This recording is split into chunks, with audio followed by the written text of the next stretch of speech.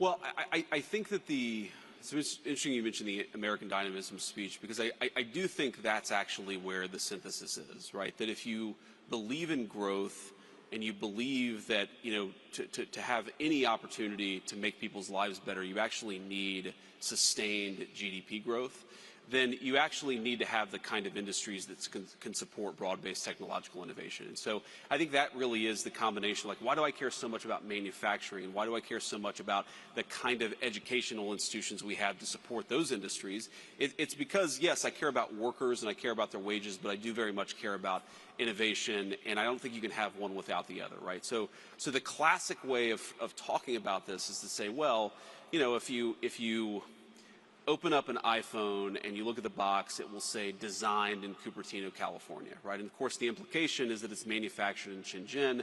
In reality, it's not necessarily even designed in Cupertino, California anymore. It's increasingly designed in the place that's manufacturing it. This idea that we can separate the making of things from the innovating of things is, I think, totally farcical.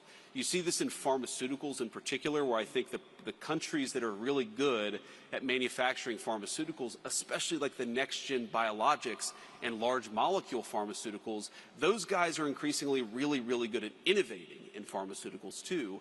And, one way this has come up in our work in the White House, and I won't get into sort of too many of the hairy details, but, we've been thinking about how to solve a particular problem, meaning a particular kind of product that right now we have access to, but we're starting to ask ourselves these questions about, like, well, what happens if the country that we're trading with completely cut off access to this stuff? And so we're thinking a lot about the supply chain, about how brittle our supply chains are.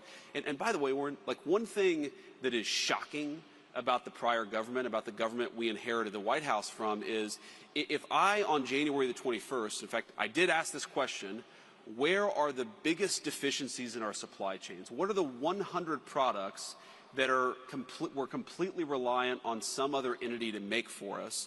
Where are they made, and how hard would it be to onshore that manufacturing?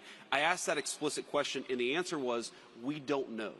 Nobody in the prior government had actually asked these very fundamental questions. And so what is so crazy about the hyper-globalized era is that you had these basic questions about the brittleness of our supply chains that were completely uninvestigated by the very people who supported globalizing those supply chains. We were actually governed by complete morons, and we didn't even realize it until the Trump administration started to get underneath the hood of our government.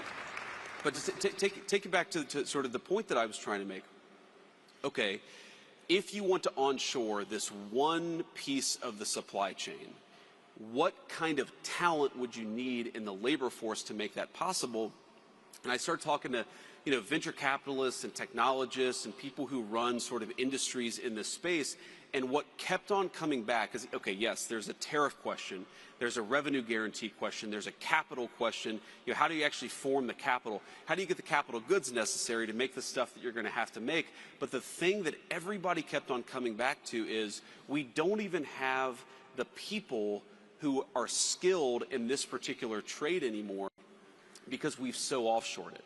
And, you realize your point about trade policy, all of this stuff is connected, but when you atrophy critical skills in the economy, it's not easy just to flip that switch back on. And I think that was the way in which the advocates of globalization were the most wrong, is they allowed the best skilled trades workforce in the history of the world to become a little bit atrophied.